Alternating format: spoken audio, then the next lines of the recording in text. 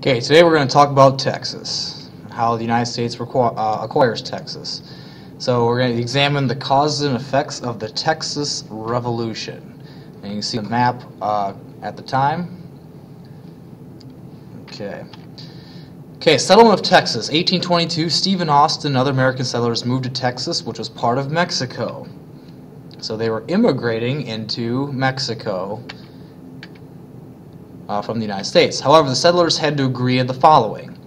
They must become Roman Catholic, they also must become Mexican citizens, and they must obey all Mexican laws, and one of which was slavery, because slavery was outlawed in Mexico. By 1830, 20,000 U.S. colonists lived in Texas.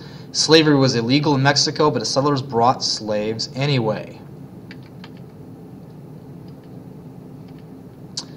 Okay, on March 2nd, 1836, Texas seceded from Mexico, becoming an independent country, but not without bloodshed. Now, Mexico was inviting settlers into Texas as long as they agreed to the terms, but since then it became 10-1 Americans to Mexican citizens in Texas. So Texas was looking for independence, and when Mexico came to stop them, you're going to have a conflict. Okay, Mexican General Antonio López de Santa Anna sent troops to stop Texas from its independence. Okay, so here's the Alamo, was an old Spanish mission located in San Antonio, Texas. And this is where the first battle is going to take place. Okay, Colonel William Travis commanded 187 settlers in the Alamo. Santa Anna sent 6,000 troops to destroy the Alamo.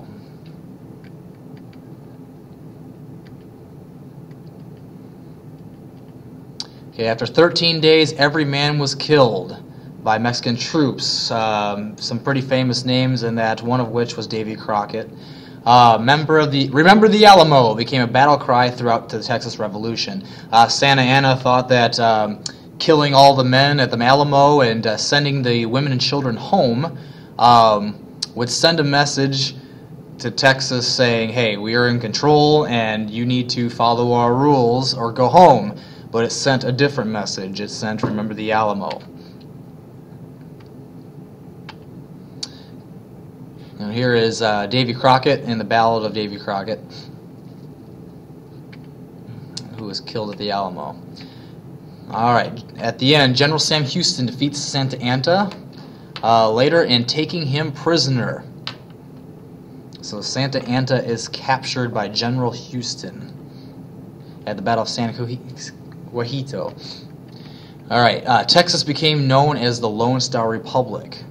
But what happened here with Santa Anna was they wanted to hang him, they wanted to execute him, but Sam Houston said in exchange for his life he could sign over Texas. And Santa Anna agreed. Texas became known as the Lone Star Republic, and its first president was Sam Houston. And the capital is Austin, named after Stephen Austin. And we need to remember that Texas was an independent nation.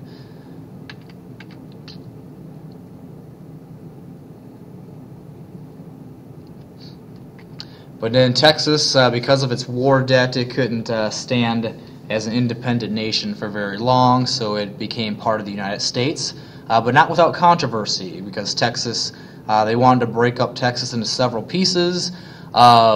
But Texas didn't agree to it, and that's why Texas is so large. It's our second largest state to Alaska, and also Texas would go in to the Union as a slave state, not balancing out that power. So that's going to lead to the Compromise of 1850, which we'll talk about later. Remember the Alamo.